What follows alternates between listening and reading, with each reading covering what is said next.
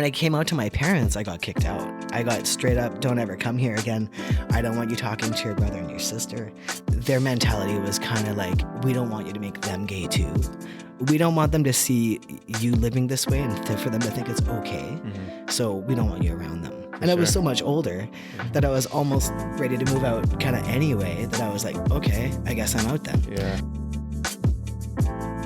So today I'm here with Linda. Linda, welcome to the show. Hey, how's it going? Thanks for inviting me on. Yeah, no problem. I'm very excited to talk to you today because I feel you have a lot to teach me. I have a lot to say. I don't know if I'm going to teach anything, but Well, let's just dive right into it.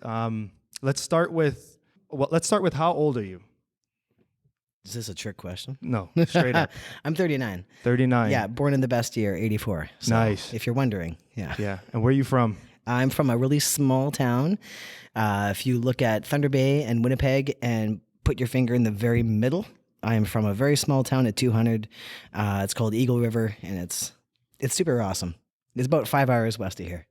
Thunder Bay and Winnipeg. So I just know where Dryden is. So about a half hour past Dryden. Like towards Winnipeg side? Winnipeg side, yeah. Okay. Yeah. Cool. I used to live in Sioux Lookout. Oh. I know. Wow. I know. We could be cousins. Nah. No, we're not cousins. Yeah. I'm Métis, so everyone I see everyone as a potential cousin. That's it. That's it. Okay, so you are Métis. Like, explain what that means, because some people may not even know what Métis means. Yeah, sure. So Métis means that you are a descendant of people that moved here and created families with Indigenous people before Canada was Canada. And some people are Métis and their family were a part of the voyageurs, or they're like buffalo hunters or stuff like that. And so, yeah, I'm from both sides of my family. I'm Métis on both sides. Nice. And so I have some family that were voyageurs from like the Georgian Bay, Pettatinquishing area. So all of the Great Lakes area is kind of like my dad's side. And then all of the Red River, buffalo hunting kind of people on that side is all of my mom's side. Right. Yeah. Now, do you identify strongly with your culture, your Métis heritage? Hugely. Really? I'm probably one of the oh man, there's a friend of mine that has a radio show and they frequently reference me as the jigging Métis. So yeah, I'm always been a really strong advocate of helping educate people on Métis stuff. And I feel like there needs to be visibility, because we're often forgotten about. Right. Yeah. I would have never guessed you were Métis just looking at you, right? I know, right? Yeah. So before we move on, what would you say is the most beautiful thing about being Métis? Or what do you appreciate the most about being Métis? What do I appreciate the most about being Métis? I would say being really, I feel like I'm in tune or really close to nature, even when I'm not in nature. I have this really strong connection, I feel like, with nature. And I also am really proud of all of the knowledge that I've been given down, passed down about plants, things in the bush. You could probably drop me off in the bush and I'd be able to survive for probably a long time. Nice. I definitely would be able to make tea and do stuff like that. And I know a lot of different plants and different ways that you can, and that's part of being Métis, because Métis were traveling people. So you didn't have your medicine cabinet with you. You had to, know the plants that were close to you and be able to use them and stuff. So I feel like I definitely have that in my blood, or and also music in my family. Métis are known for having kitchen parties and always spoons and, fiddles. We're known for fiddles and just having a good time and being real great, funny people. That's great. Yeah. That's great. What was your childhood like? What was your home situation like, parents, siblings? What was that environment like?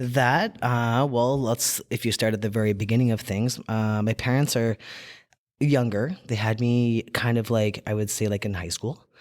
My mom's side, I would say one of the downsides for me about being Métis is the tie to Catholic stuff, because a lot of Métis people are Catholic. Okay. So my grandma, when I was younger, being Catholic, it's a huge no-no to have a baby out of wedlock and all this stuff. So my grandma raised me until my parents grew up and stuff. Right. So I was kind of back and forth with my grandma and my parents quite a bit. And it's a beautiful thing, because I just treasure every moment I was at my grandma's house, for sure. It's just the best. But Yeah, so between that, I have two siblings. They're both very much younger than me. I have my brother's 9 years younger than me, and my sister's 7 years younger than me. And my parents. So I was always kind of like if people didn't know me, often they would think I was my mom's sister. Oh yeah. Or stuff like that because I'm so much older and it just didn't look like I fit in, kind of thing. And I still don't fit in, so that hasn't changed. So yeah, that's kind of also another really, really cool thing about being Métis is having like kin family. So a lot of the time when like a lot of my grandma's best friends, let's say, were my tante, that means aunt. And then later you find out you're not related at all. That was just your grandma's best friend and you have to call her auntie. Yeah, that's just very similar in the Jamaican culture. Oh yeah? Yeah. I think it's more of a respect thing. We weren't allowed to call adults by their first name. Yeah. It's either like auntie or uncle or like, those kids that are like your mom's friends' kids. They're kind of your cousins. You treat them like a cousin or whatever, for sure. Yeah. Cool. Yeah. How would you describe your childhood? Would you say that it was a very healthy environment for you growing up, or was it full of strife and stress and uncertainty? Or how would you describe the general vibe? I would say childhood? Feel free to go into some detail too. Oh, I'm gonna trust me. Trust me. It's a hard question to not go into detail. I would say I definitely didn't really feel like I belonged. That was like a big thing. And so going back and forth to like my grandma's house to like my parents' house, there was always a lot of like animosity between them over me and stuff, or like who's the parent kind of questions. Like sometimes, I'm pretty sure my mom would like just say no to something just because my grandma had said yes to it, just to be like, I'm the mother, and stuff like that. Other than that, I didn't really see a whole lot of my dad. He worked a lot. He worked at the mill. And when he wasn't working, like he's a workaholic. If he wasn't working at the mill, he was guiding on the lake. And now the mill is shut down, and he was really lucky because he was able to just flip right into just guiding full time and doing stuff like that. But I would say the great parts was like living out in the bush, basically doing like, I remember I have the best memories. Like I had my own snow machine when I was in like grade 5. Like no one else had their own snow machine in grade 5. I would like on a snow day be like, it's okay, I'm going to school. I'll just like go to school, like because I had a snow machine, that's why I had to go for a ride. Totally. But like or like that, and also that like small town sense in school. Like a lot of times, so one thing that I've kind of realized being older is that what we were talking about earlier, that family kinship that you have of like aunties and uncles and stuff like that, that really helped me when I was older and when I didn't have a relationship with my family and when I moved to Thunder Bay. And I came out of the closet, so just so y'all know, I'm gay. All right. When I came out of the closet, it made it really easy to find like chosen family. Okay. Because I was already used to having that like pseudo kinship kind of family thing. Right. I think it made it really easy to be like, okay, Yeah, I can relate to that. So I'm an immigrant. And when you move, I didn't have much family in Canada. So you take on friends that you kind of are on a different level with, and you kind of make them your family, and like your brother or whatever. Like they become close. Exactly. Yeah. And they were often people who were immigrants as well. So they were looking for family. And same with me. All the chosen family are not all, but I'd say a good portion are gay, or in the legitimate qua, for sure, spread. Yeah. So let's talk a little bit. If you could describe what you mean by you just didn't fit in, like what do you mean by that? Well, I definitely, I would say, always had a different point of view. So it was really hard in a family of like kind of narcissistic parents.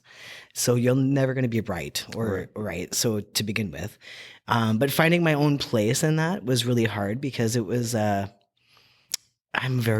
just like my family as much as I don't like to admit to it. I'm very bullheaded sometimes. And, if I don't feel like I'm heard, I'll keep going, so, right. So you just had kind of tangential opinions and ways of viewing things, and they were just very bullheaded and stubborn about it. Like if I were to like just to give a little snapshot for the people that are listening, if imagine a family that is like Trump loving, with a kid that is an NDPer, basically. Right. So like our ideologies of like what's right and values and stuff, we're always kind of like different. And I think for me, I feel like my parents often thought that was my grandma's fault, and she like ruined me. Right. You know, she lived a long, well, not a long time, but she lived a long time alone.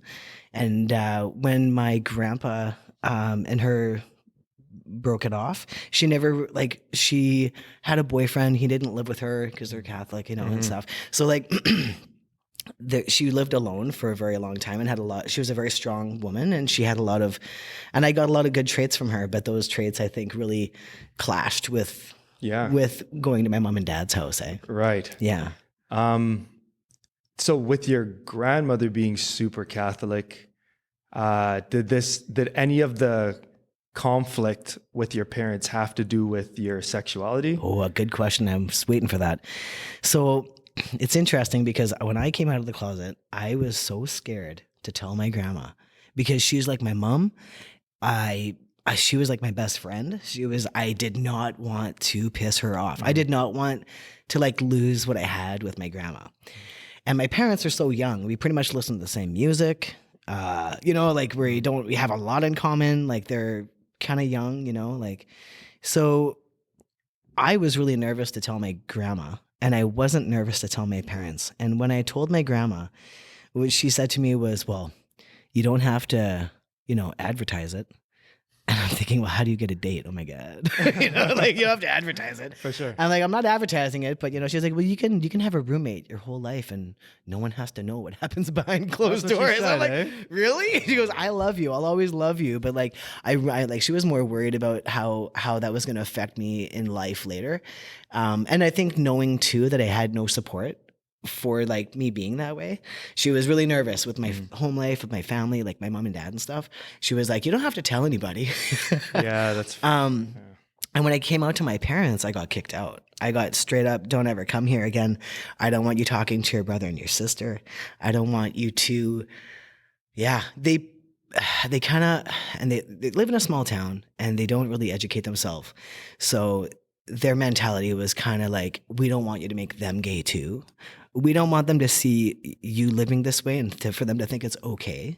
So we don't want you around them. And I was so much older that I was almost ready to move out kind of anyway, that I was like, okay, I guess I'm out then. Yeah. But still, that's got to be heartbreaking. These are your parents. Yeah. They're supposed to love you no matter what. And I mean... But they didn't treat me nice before they knew I was gay. Right? It was awkward already. It was already like my brother and my sister and my parents are kind of like this ready-made family looking. They have a boy and a girl. They have they're like 2 years apart and they look like a family.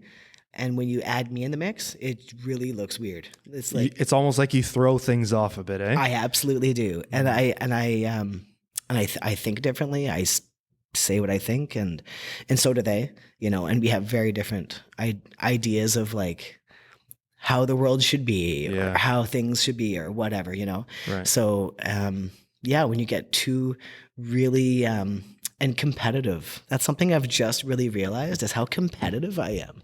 I get that from my folks. They're really competitive people. Right. We get into this back and forth, and it never really ends because we're all so passionate, right? Right.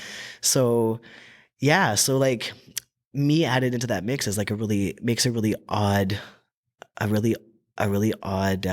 buffet of conversation. Yeah. And then people feel like they have to, not say things in front of me because I'm gay, not say things in front of me because I, like if they're talking about the convoy or whatever, stuff like that I'm like, okay, let's just like think realistically, Well, no, and I understand that's my perspective, right. Too. Like I'm not like I'm right, but I'm like, wait, do you know these facts though? Yeah. How much did it psychologically impact you when your parents, decided to kick you out for that? Still impacts me today. Really? How? Yeah. Like describe that. Oh, how does it impact me today?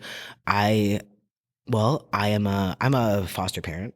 So I have 2 kids at home that I take care of with my wife. Oh yeah. And when we're taking care of our kids, I often will like something in the heat of the moment when like a normal parent would be like, okay, blah, blah, blah, blah, blah. I don't, because I really stop and I'm like, wait, I don't want to come off like how that, I'm really afraid of like repeating how that happened with me. Right. Yeah. So I don't know. I think it comes up when you're least expecting it. Comes out when you're watching a movie. Comes out when, you know, like it comes out in certain places you wouldn't even expect. You're like, oh wow, that really hit me hard, you know? But I was probably like, I don't know, like 16, 17, somewhere around there when I was kicked out. I lived with a lot of people. I had, I'm like the textbook picture of like it takes a village to raise a child. I'm that child. It's like I lived with everybody. I lived with my friends. I'd spend like an entire summer at my friend's house, and then I'd go to my other friends, you know, and I'd stay there, and I played hockey. So my grandma always made sure I was in a sport because she knew how much I didn't like being at home. So she always had me in a sport or something. So I'd be in hockey, and you know what? Well, we get home late from hockey. I may as well just spend the night. Yeah. You know, I was never home unless they needed a babysitter. It's the only time I was home. Yeah. Yeah. Okay. Yeah. How about today, your relationship with your parents? Are you still interested in a relationship with them? I mean, no. I've shut that down. Okay. I'm 39 years old and I do not have the energy to keep beating dead horses, reliving the past, all that stuff. I really need to move on. Sure. And they're not there yet. They like to rehash, or they still treat me like how they see me as a kid. They still treat me like I'm, you know. Right.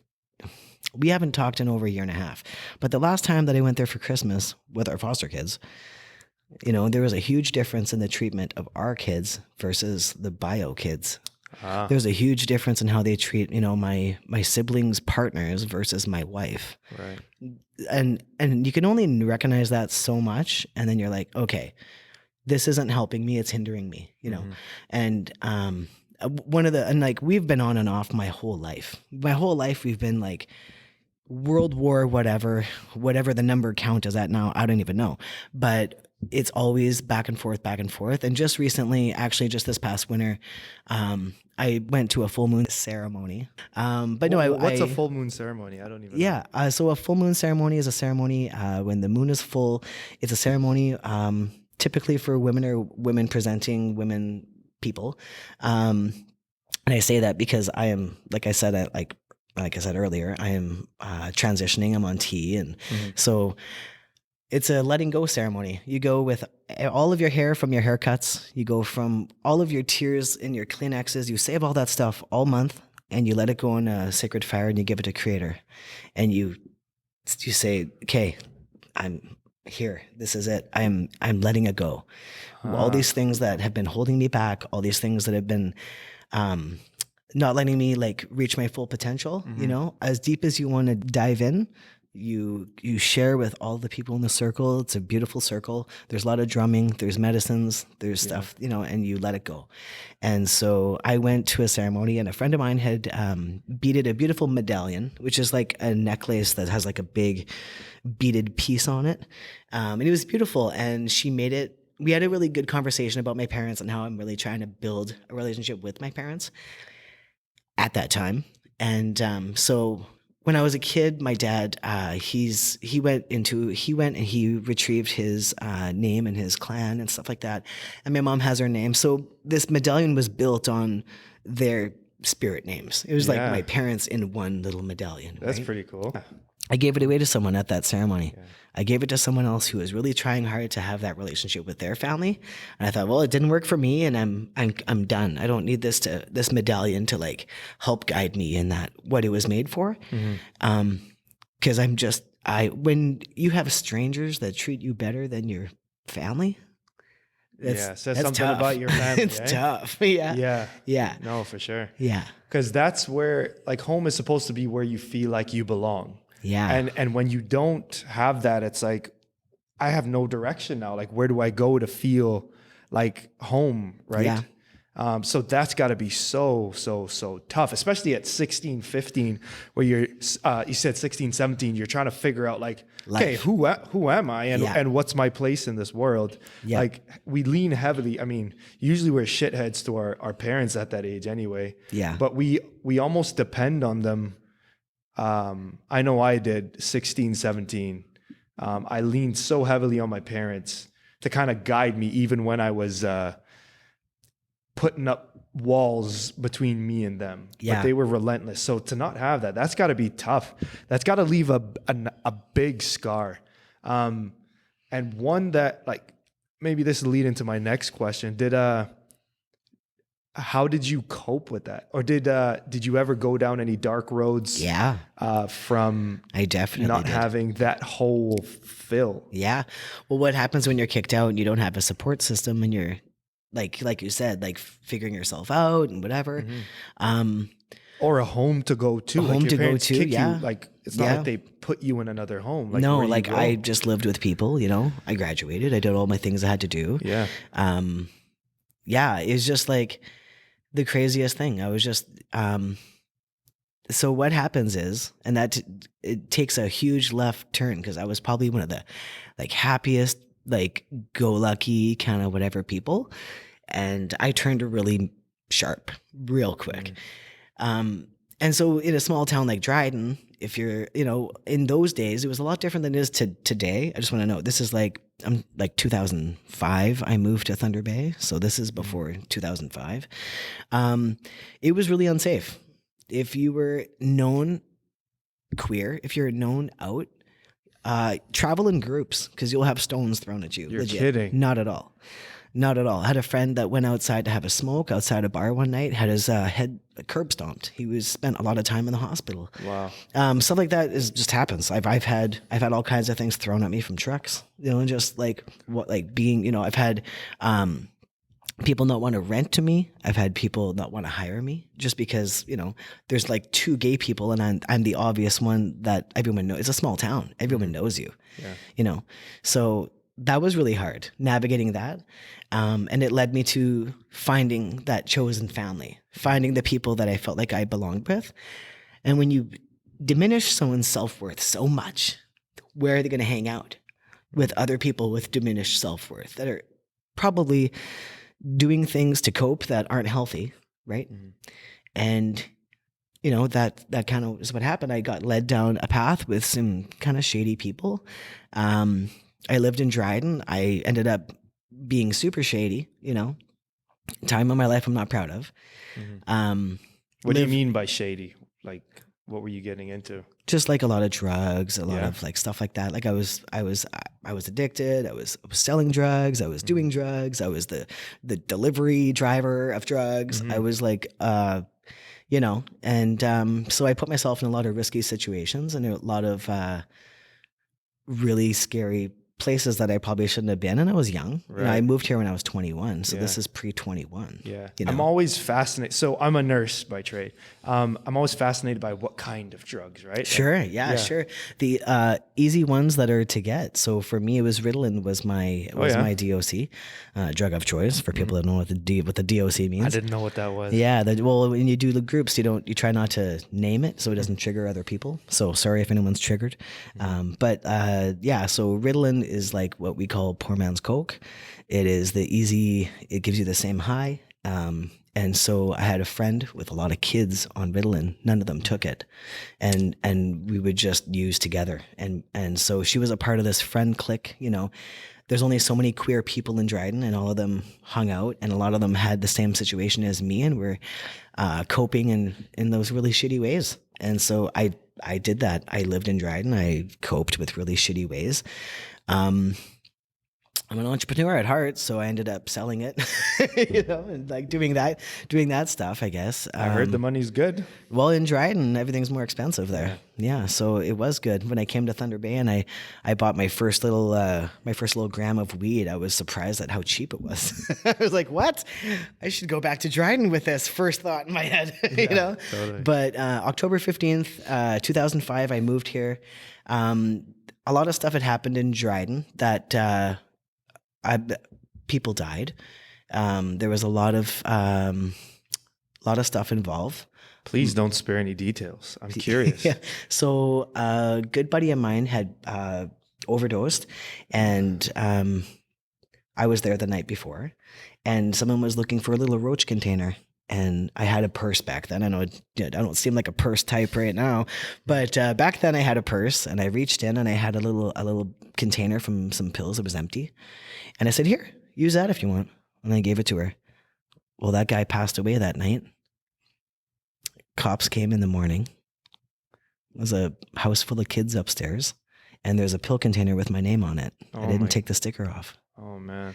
So I was told I couldn't leave Dryden, and I had to wait for trial, and I had to wait for my name to be cleared. And actually, none of your listeners can't hear it, but if you see that quarter right there. Yeah, she's got a tattoo on her arm. Of a quarter. Yeah, and that was I flipped a quarter. I had somewhere to live in Dryden, and in Thunder Bay, and I had somewhere to live if I went to Winnipeg, which I remember I said Dryden's right in the very middle, and I didn't know where to go. I have my mom's side of the family. A lot of them live in Winnipeg. A lot of them are in that end of the world in like the Red River area, and I thought that'd be nice to be closer to family. But Winnipeg, I mean.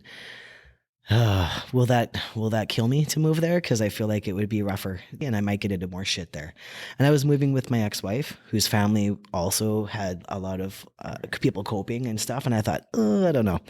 But my boss at work and she was like my work mom. She was everyone's mom, really. But she really, really liked me, I guess. And she gave me a chance, and she offered her house. She had a house in Thunder Bay, in South Gillies, actually. She had a house in South Gillies, and she said, if you're really serious about moving to Clean, because she knew I was moving. She goes, well, you could transfer to any Tim Hortons, and I'll help you transfer if you want to get out of Dryden, because I don't want to see you live here like this. I want you to, So I said, all right, okay, cool. Let's figure this out. When I can leave, then So I flipped a quarter, and it landed on Thunder Bay. And I had never really been here before. I was here once for a hockey tournament or a figure skating tournament or something, like a long time ago, like when I was like 7 or 8. Yeah. And I didn't know Thunder Bay at all. And I was like, shit, okay, well, fuck. Thunder Bay it is, I guess. I don't even know where I'm going. So the quarter decided your destiny. The quarter decided. I let the quarter decide. I couldn't make a decision. And so I had all my friends come and pack up this U-Haul, and I didn't even know where my house was or where South Gillies was, for that fact. And this is the really coolest part of the story, though. This is my favorite part of the story to tell. Mm-hmm. So we're driving to Thunder Bay. We pull off, and I don't know where my house is or where I'm going to pull in, So we thought, well, let's just get some sleep. We've been driving all night. My eyes are like starting to get all like shaky and stuff, like driving and being so tired. And so we pull over, and at the time, right across from the Safeways, there was a Tim Hortons. And so we pull over at the Safeway, and I thought, I'm gonna go get a coffee and like shake off driving a little bit, and then I'll have a quick little sleep. Mm-hmm. So I go into this Tim Hortons. And the first person I see is this super hot dyke. And I thought, oh shit, this is a good omen. I came to the right city. Yeah, totally. And you know what? So today that person is my wife, by the way. No way. Yeah. Well, so I've been married twice. Okay. The first didn't work out. Yeah. We got a divorce, and then I thought I'm gonna, I never stopped thinking about that person at that Tim Hortons. I thought, I'm gonna go see if they still work there, and they did. No way. So how'd you approach her? Oh, like a creepy freaking person. Like she worked midnights. So I'd show up, and I'd just be super chill and cool and be like, hey, is it smoke break time? Cool. Like go inside and try and make some small talk, and go back in. And then after like the third or fourth time, she just come over to my table, and she puts her hands on the table, and she's like, okay, what are you here for? Do you want to go on a date? Like, are you here to see me? Because like, you've never been in here before, and all of a sudden you're like here every night. And I was like, yeah, I'd love to go on a date. And the rest is history. And the rest is history. Yeah. Well, good for you. Yeah. So, but when I first moved here, that was October 15th, 2005, and that's also my sobriety date from hard drugs. Okay. I definitely recreational and use marijuana to cope with life still. But all the hard stuff done. And So on the first day in Thunder Bay, you met your wife. I did. I didn't even know it. The first person I met. Yeah. So funny. It's so funny. Later on, after when I was like, hey, I told her I met you the first time I came here. Mm-hmm. And she told me a liar. She's like, you're bullshitting me. I'm like, no, I did. You came out and you smoked with me. And the baker, because it just happens that the baker at that Tim Hortons was from Dryden and I trained him. No so way. when I walked in, I was like, hey, what's up, buddy? Let's go for a smoke. And of course, my wife today came out, but she was like dead set on that. Like, I'm a liar. She's like, no, I never smoke with customers. That's so funny. And I told her the story. She's like, shit, maybe I did smoke with you then. Yeah, that's great. Yeah. So, so let's talk about your wife, not specifically your wife, and then we'll backtrack a bit. Sure. So, considering that you've been searching for a home, right? And now you have this opportunity to create a home with this person. Like, what does that mean to you to be with your wife and to have this home with children in it and to develop your own culture? And now it's a place where you, I guess, I'm assuming, but you feel like this is my home now. I feel like if I died today, I'd die happy. Yeah. That's how I feel. Amazing. Like, did it. I did it. I've lived long enough to have gray hair. Yeah.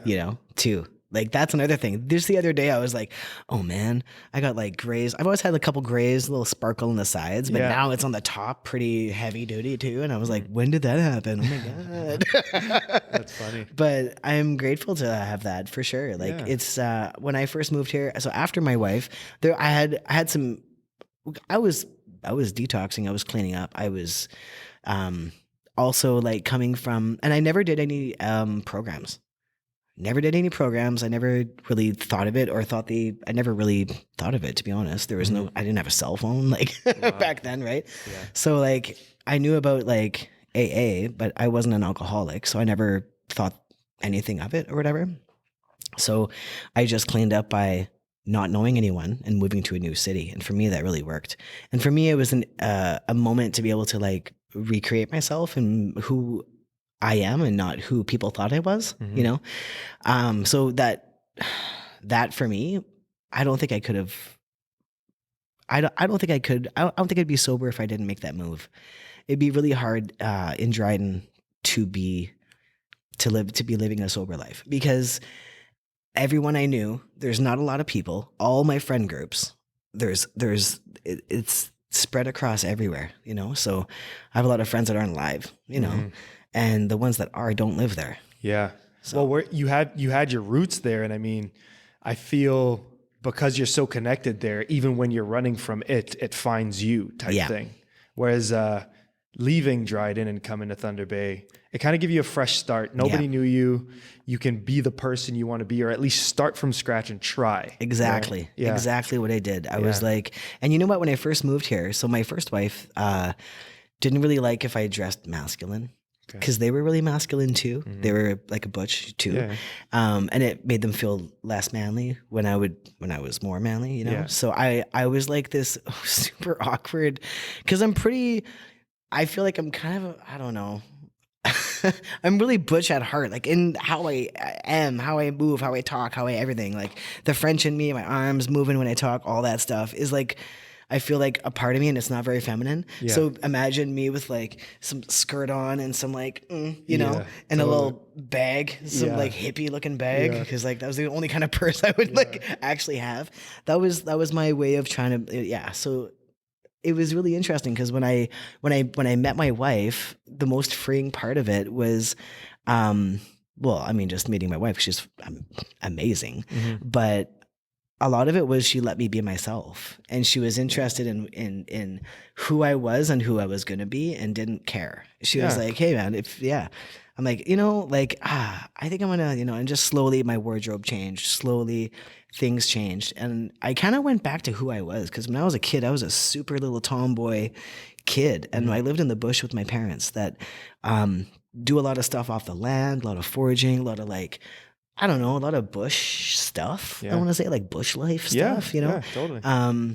But yeah, so that way of growing up, I was really able to grow up kind of butch because we lived in the bush and it was normalized. Yeah, there's no room for being dainty when you're outside and playing in the mud or climbing trees. Yeah, it was a great mask for me to be myself. And then, over time, getting older, my parents pushed me a little bit to like, oh, wear some makeup, you're going out, dress up, curl your hair, all this stuff.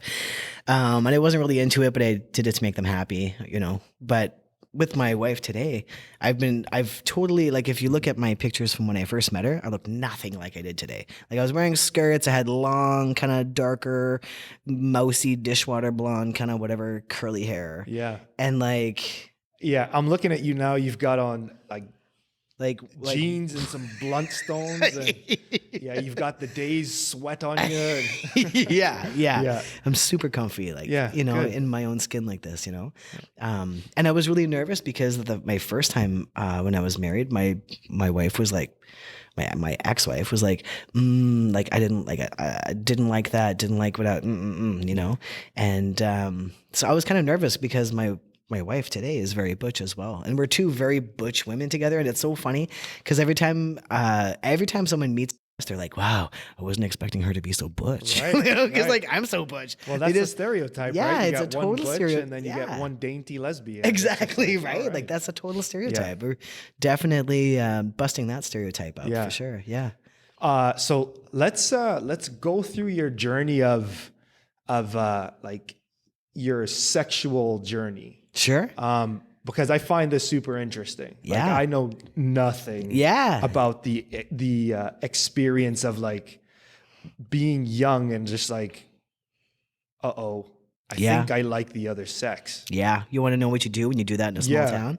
What do you do? You fake it till you make it, bro. Is that right? Yeah. You fake it. I never had like a real like boyfriend or anything like that, but I would have these super deep-rooted crushes that I would just fabricate and kind of believe myself. That I would just, all my friends are like crushing on this guy, and I would pick this guy that I was like, no way, because that was safe. That was safe for me, to be like, coming out after the fact, though, there were a few of my friends that were like, wait a minute, and they didn't believe me because I was so into that guy in grade 10 or whatever, that I was like, yeah, no. And to be fair, a lot of those guys knew that I was who I was, and my parents didn't. But there was a few comments that came my way from my parents that really I've never been able to shake.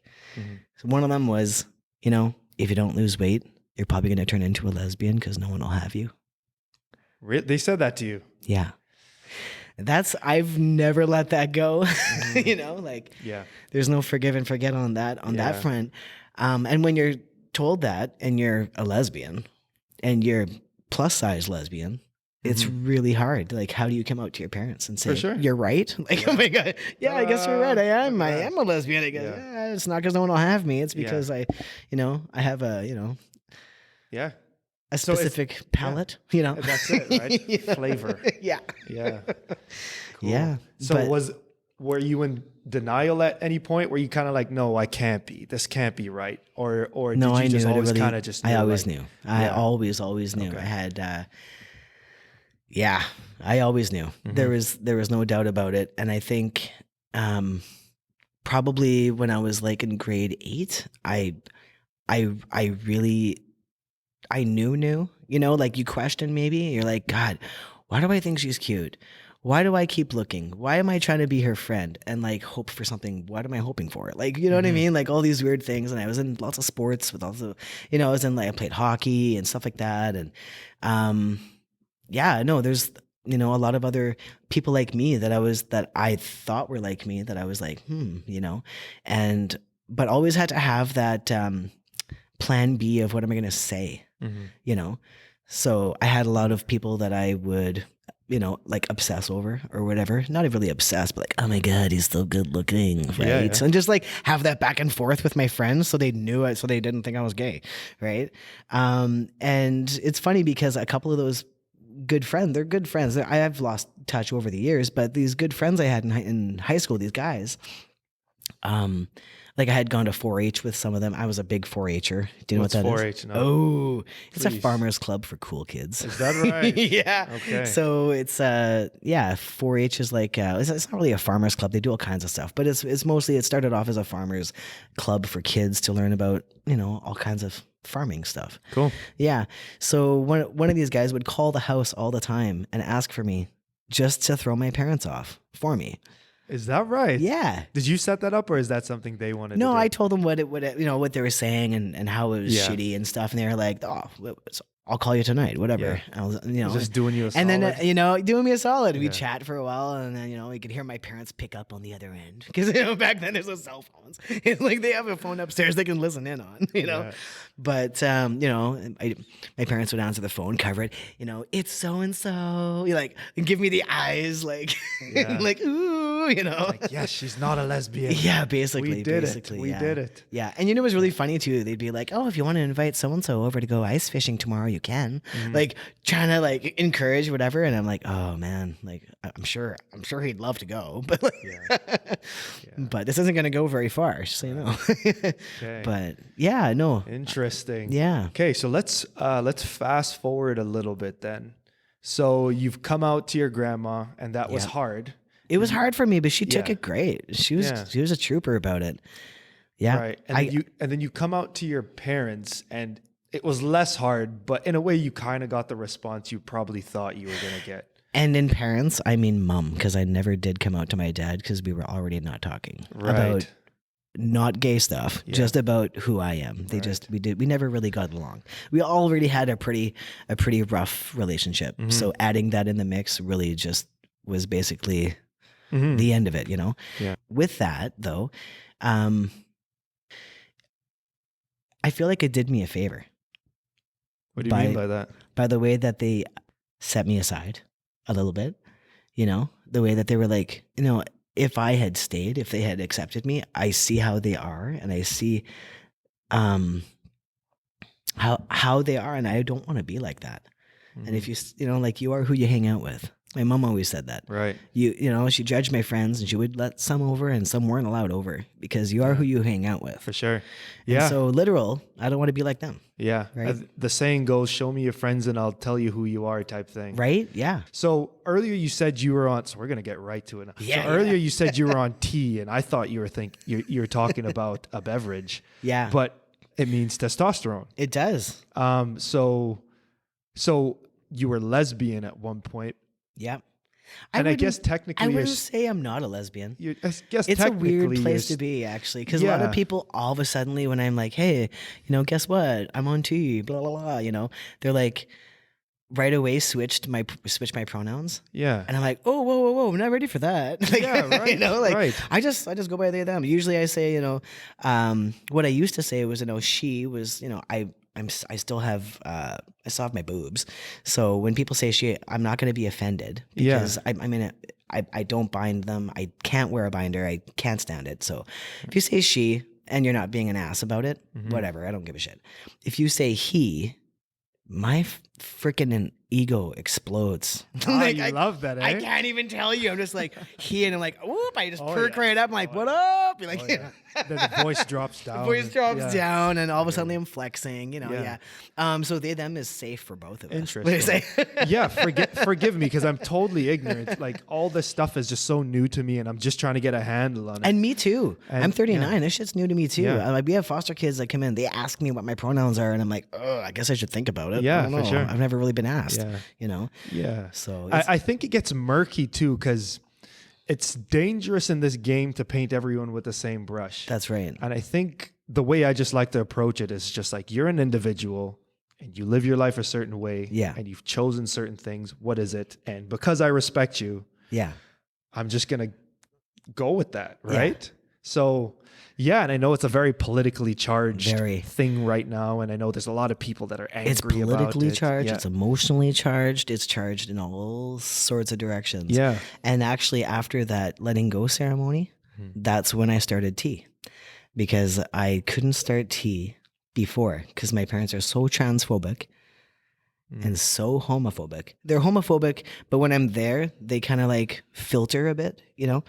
The transphobic stuff, they can't filter. They're just like, it is wrong. It should not be covered. This is not my, my tax money, whatever, you know? So, and I knew that transitioning would be like a nail in the coffin between whatever relationship I was hoping for with my folks. But I'm 39. Mm-hmm. There comes a time when you got to live for yourself, for sure, and you can't, always go to your parents and look for permission when you're an adult and you have kids of your own, So yeah, it was a really scary thing. And also I have, I also have a cyst on my pituitary gland. So a cyst on my your pituitary gland, if you don't know, controls all the hormones in your body. All of them. My mom was really hoping that was why I was gay. Can they scratch it off? Will it make you not gay? Those things were asked. And I was like, she's like, yeah, because if it controls your hormones, it must control, how you feel and all this stuff. Like she went wide with it and she was like, maybe you're not gay. Maybe that's what did it. This lady's got no filter, eh? No filter at all. Yeah. So, with that being said, it was pretty easy for me to go like, I'm trans. And a lot of people would say that, you're not trans until you, have some kind of intervention with hormone or surgery or something. And that's totally a lie. That's not how it is. But a lot of people assume that stuff that aren't like in the loop, So I would never say I was trans, but I'm definitely trans in my head. I would just say I'm just like a raging dyke. I'm just like a bull dyke. I'm just, and I'm okay with the word dyke. And for myself, I'm like, I've been a butch dyke my whole life. And this is, even in a skirt, when I was first moved here, I was still a butch dyke in a skirt, So, so with, there comes and I went through a lot of grief, a lot of like emotional stuff, a lot of like thinking about it, and a lot of like you don't get to know when your time is up. Are you going to live for what other people expect you to live, or are you going to live for yourself, whatever that may be? And I don't care what it is. I don't judge anybody. Whatever it is, if you want to do it, and if that is what your passion is, fucking do it. If this is who you are and you're just like living this other life because you want to make other people happy, that feels like shit. That doesn't make anything easy. It makes everything a lot harder. So, for sure. Yeah. So after that ceremony, it probably took me maybe a week or something. And I called my doctor and I was like, hey, I want to make an appointment. Let's do this. And she was like, yeah, cool, on it. Like she was already kind of half expecting, I think.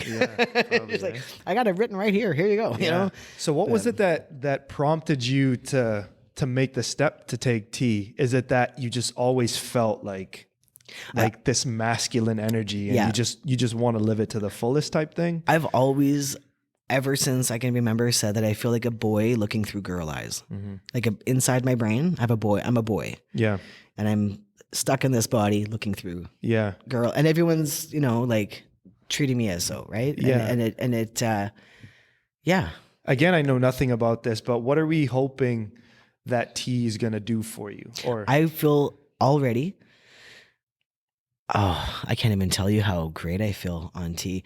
The first dose that I took, I'll tell you something that and I haven't heard any footnotes of anyone else that's taken tea that had this, but I'm really observant, and I'm really observant with my own body. And about 20 minutes out, and it's a gel, I take the gel. So it was about 20 minutes after I took my first dose, I felt, if you know if you can think of the feeling of when your eyes kind of get lazy and you zone out staring at something and your brain kind of feels happy about it and you're like, that feels good. You're just going to zone out for a second. Yeah. It was like that feeling times 10 for about 3 seconds. Wow. And it washed over my brain. Like I felt like a fuzzy interesting over like, and I instantly felt like I was normal. Wow. I totally felt like I just balanced myself out. Like if there was any imbalances in my body, it just totally balanced it all out.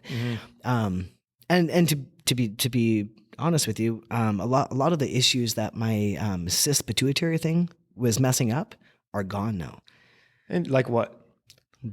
Like some weird stuff. Hey, we get weird on this channel. Let's get weird. For someone who's never never been with a guy, no chance of ever being pregnant, no chance of ever having any of that stuff. I can lactate. You're kidding. Not at all. How weird, eh? So since I was a kid, I've been able to like not really lactate. Like I can't feed a baby, but like sort of pseudo lactate. Yeah. And it totally stopped that. Like amongst some other weird things. This probably related to your pituitary. Yeah, it is. It is. And like started taking tea and I'm like, wow, that's done. That's fucking great. No more wet shirts, eh? No, well, it wasn't like that bad. Yeah. But yeah, like it was like definitely one of those things that I'm just like, I hated it, you know? And it's been since I was like 12. Wild. Like way before, like it's been ever since like, you know, since like you start maturing and stuff. Yeah. Yeah. And that's done. So like there's so many ways that I feel amazing in my own skin, you know. Is there any weird things that like any bad things, any negative parts of taking tea, like aggression? Do you get like, no, I don't get aggression. No? You know what's funny? I was telling a good friend of mine, I was like, you know what's funny? Because I take the gel and how do you take the gel, by the way? Is you just eat it or no, you rub it on your shoulders and your arms. You rub it here. You're allowed to put it like here. I'll just like, you can rub it on your shoulders, on your, was that your bicep? No. That's tricep deltoid. Tricep deltoids. Yeah. You can put it on your abdomen and that's it. You can't put it anywhere else. Okay. So you rub it on. And for the first month I was on a half a dose. So that first thing, when that like over my brain thing, that was only a half a dose. Wild. And I was like, holy shit. And after a month, it was the December, it was on the solstice. It was on December 21st. I was like, I'm going to up it to a full dose. Cause I'm like I'm full 2 feet in. This is like I was nervous about the changes a little bit. Cause with the pituitary thing, you don't know what's going to happen. Right. Yeah. A little bit nervous. And then after a month, I was like, fuck, this is amazing. I don't know why I didn't do this sooner. I would have been so much happier if I did this years ago. But I was so scared to, because I knew that'd be a nail in the coffin with my folks, eh? Like, and I keep trying to go back, keep trying to have that relationship. Yeah. You know? So. Yeah. Wild. Yeah. I have been schooled tonight. Yeah. I've learned so much. So tea, what changes have you noticed? So you said you now have this feeling of like, I feel like I am who I'm supposed to be. I feel like my voice is where it should be. Okay. So I've always felt like my voice was like irritatingly high and is it noticeably lower? Yeah. Okay. Not a lot. I always had like a deeper voice, but I always felt like, I don't know. When I laugh, I hear my mom. And that was the part that drove me nuts. I had the same voice as my mom. Oh yeah. Certain things I'd say or certain ways I'd say stuff or like, like I said, like when I laugh and stuff like that, I hear my mom. Mm-hmm.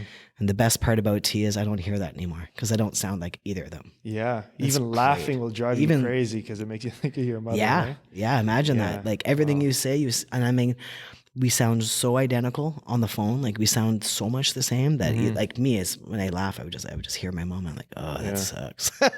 You know, I'd laugh and then immediately shut it down. Sure. Yeah. Yeah. Wow. Yeah. My muscles, I'm flexing.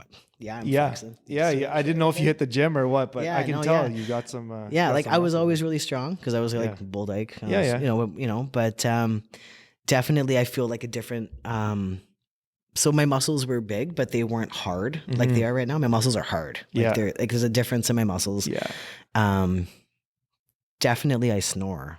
After like a few days, my wife was like, I'm going to try and order these special earplugs. They're called like Loop or something. I'm going to order these special earplugs because they're supposed to like drown out all these. And I'm like, for what? Yeah. Where? Like we have a sound machine. It's right beside her side of the bed. Like what do you mean? She's like, yeah, because you snore. I'm like, yeah, but we have a sound machine. She's like, no, if with the sound machine on, she can leave our bedroom and close the door and still hear me. Unreal.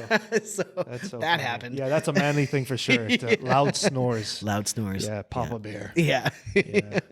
That's great. But, Well, looks like we should probably. I could talk to you forever. I know. I feel that too. I know. But for the sake of the listeners, maybe we'll hit. Maybe I got so many more questions that I want to ask you. But let's wrap this Give up. them to me. Let's give them to me. That's okay. You're going to cut out all the stuttering stuff anyway. Right. Give you a couple seconds of extra stuff. Yeah. So I'm curious about your kids. How are they processing I live with two moms, but my one mom's kind of a dad, and they go to school and you guys pick them up from school. Like do they ever talk about, how old are they? No, so 9 and almost 15. 9 and 15. So we got them at 7. That's like two years ago. So yeah. And they're foster kids too, right? Yeah. Right. Yeah. So it's actually a special fostering thing.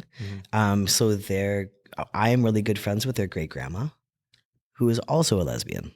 No way. Yeah, because we all hang out, right? Yeah, I guess so. Right? And it was kind of a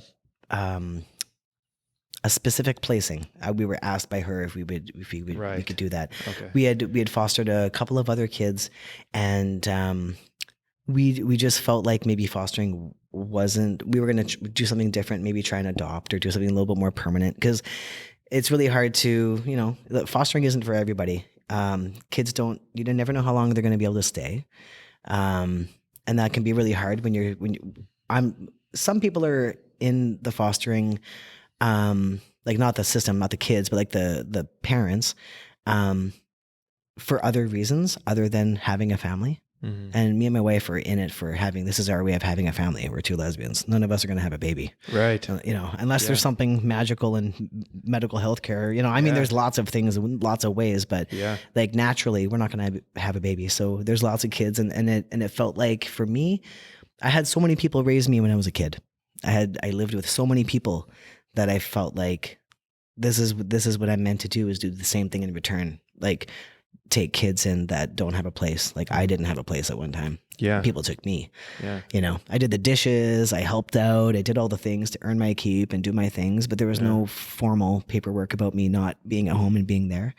But yeah, when you're in a city and like that's how we decided. We talked about it and we thought, let's try fostering first and see how that goes and see if this is, Mm-hmm. Yeah. That's pretty cool. Yeah. And how's that working out? Oh, we're like 7 years later. Wow. 7 years So it's later. going all right. It's going great. Yeah. That's great. Yeah. But yeah, how are they processing the whole, my living situation's different than most other kids? How are they processing that? They're amazing kids. I think other kids might have a hard time. These kids are bulletproof. These kids are so on it. They're so full of love for everybody. They're so full of like kindness. These kids came from a lot of love, and they hold a lot of love in their bundle, and they just share it with everybody. So I don't think they would even think it was odd or different, to be honest. I'm not, and there's lots of at their school, there are other parents that look like us, there's other foster parents, a lot of other foster parents that look like us, because I feel like I've met a lot of other foster parents that are in the same scenario as us, that are doing it. This is the way we're having a family, Yeah. Hope it's permanent, basically. You always have your fingers crossed that it's. Is it up to you, or is it up to the system to decide if they stay or go? It's pretty much up to the system, and it's up to how the parents are doing if they're alive. Right. So it depends on every situation's different, but it all depends on how the parents are doing. Right. 2 boys, you said, right? No, boy and a girl. Boy and a girl. Yeah. Okay. Well, we'll say a boy for now. Hey. And we'll say a they them for now. Okay. Hey. Yeah. Whatever, right? Yeah. Okay. I always get stumped with that. I'm like, what do you say? I don't know. He's a boy right now, I guess. Yeah. How do I? Yeah, for sure. Yeah. Okay. Last question. So I'm noticing there's like a bit of a theme in your life, and the theme is to create home wherever you are. Absolutely. And I think it's awesome that you did that, because without a home, you don't survive. Yeah. And the people who didn't do that, or were in a similar circumstance but didn't create homes where they went, they probably didn't do too good. But for some reason, you found ways to create home wherever you were. Now, someone might be listening to this who is in a similar situation where they're struggling to, at the start you said, to fit in, but to just find where you belong, where your home is. And they may have gotten kicked out for similar reasons or different reasons, but what advice would you give to someone who's struggling to find a home because their home isn't what they need it to be? Well, I would definitely say, I think if someone is struggling in that same scenario, they're going to come to their own, how they navigate that. I think that's kind of situational and individual. But I would say when someone treats you with kindness, make sure you do that back, and when you're a kid, if you are a kid, remember that you're a kid and you don't have to have all the right answers. And, sometimes it's up to the adults to be able to help navigate you. And if they aren't, for me, later on in life, that's always been, people always rehash the past of whatever I did when I was like 10, when I was 7, when I was 13, whatever. And it's like, I'll always be held to that. You did that, what I would say is that home is where you make it. Home is also like, I'm pointing to my head right now. Home is in your head. So for me, sometimes when the situation is shitty, or, I always go, well, it's not forever. Things will change. Something will change. Like you won't be in that situation forever, but you will have another struggle, but it'll be different. But it'll always be changing. So life is moving. It's always moving. It's always fluid.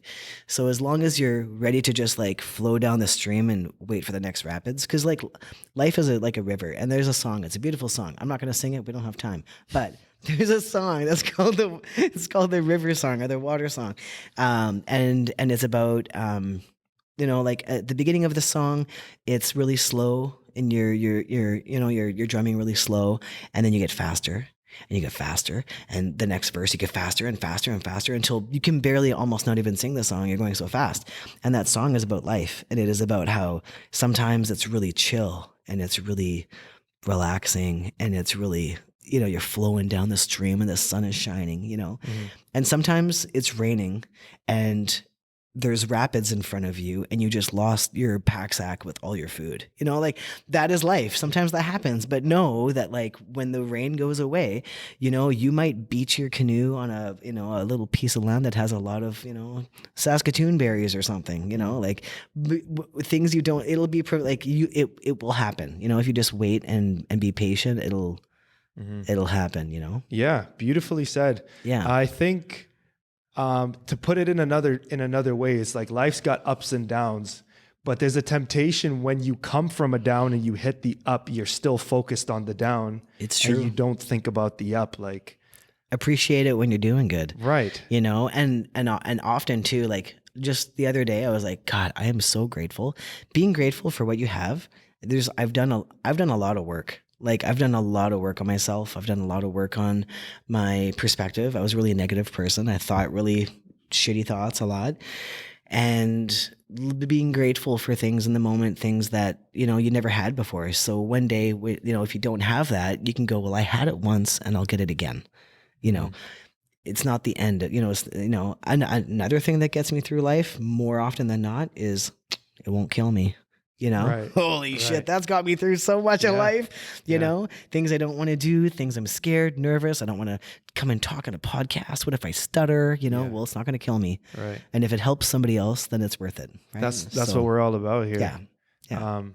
I say this on all the shows, like, especially with your story, you have no idea who this could be. Even if it's one person who listens to this, and it really just gives them that oomph to take their shitty situation and move forward with it. Yeah. Totally worth it. Yeah, totally worth it. Yeah. Totally I'm here just learning so much from you. And I mean, like, heck, if no one gets anything from this, I've gotten a ton. But yeah, that's awesome. Yeah, you have an incredible story. And I think you are an inspiration to people. Thanks. Yeah. Thank you so much for taking your time. We had to do backflips to make this work today, but we made it. It's okay though. It all worked out, right? Yeah. It all works out. If it's meant to be, it'll be. Right? Yeah. Well, thank you very much, Linda. No, yeah, that's right. My name's Linda. You have a good night. Thanks so much, bud. Thank you.